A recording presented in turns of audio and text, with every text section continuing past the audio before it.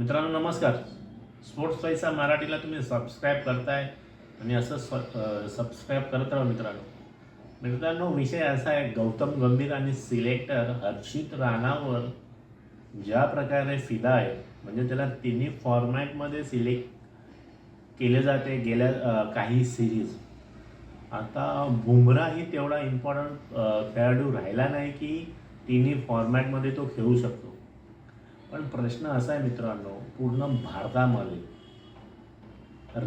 महाराष्ट्रात किंवा पूर्ण भारतामध्ये रणजी आहे, दिलीप ट्रॉफी आहे, असे राज्यभरात किती मॅचेस किती लीग होत असतील, तर सिलेक्टर आपले जे सिलेक्टर आहेत इंडियन क्रिकेट टीमचे सिलेक्टर आणि आपले गौतम गंभीर सर यांना इतर कुठल्याही प्लेअरमध्ये जे दिसलं नाही का जे त्यांना हर्षित राणामध्ये दिसलं.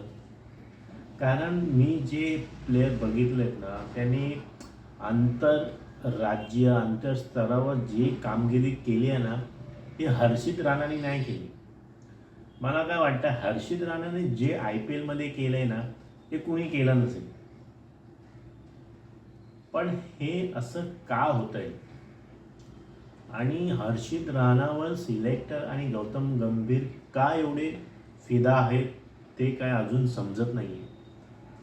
कारण प्रत्येकाचा बघण्याचा दृष्टिकोन वेगळा असतो. सिलेक्टर आणि गौतम गंभीर यांनी काहीतरी त्याच्यामध्ये पाहिलं असेल.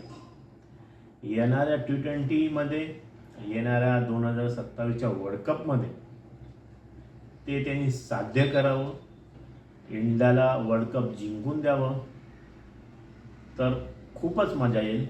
पण हर्षित राणापेक्षा इतर खूप खेळाडू आहेत ज्यांना संधी नाही मिळाली. मग हर्षित राणाला संधी कशी मिळाली? परत मी त्याच विधानावर येतो. मी त्या विधानाला खूप फॉलो करतो. मेहनत तर प्रत्येक जण करतो, पण नशिबात असेल तरच मिळतं, अथवा नाही मिळत. कारण हर्षित राणापेक्षा अजून यंग टॅलेंटेड खूप आहेत जी मेहनत करत आहेत. मेहनत बरोबर जर ऑलराऊंडर आहेत तर रनही बनवत आहेत आणि विकेटही घेत आहेत. पाहिजे तर इतिहासमध्ये जाऊन किंवा वर्तमानमध्येही जाऊन तुम्ही चेक करू शकता. तुम्हाला काय वाटतं की सिलेक्टर कमिटी आणि गौतम गंभीरनी हर्षित राणामध्ये काय पाहिलं असेल, जो टॅलेंट त्यांनी पाहिलं असेल की नाही याच्यामध्ये काहीतरी चमक आहे, तर ती चमक तुम्हाला योग्य वाटते का? तुमच्या ज्या काही प्रतिक्रिया असतील त्या कमेंट्सच्या माध्यमातून तुम्ही मला कळवा. मी ते पाहत राहीन आणि त्याच्यावर अधिकाधिक चर्चा करण्याचा मी प्रयत्न करेन.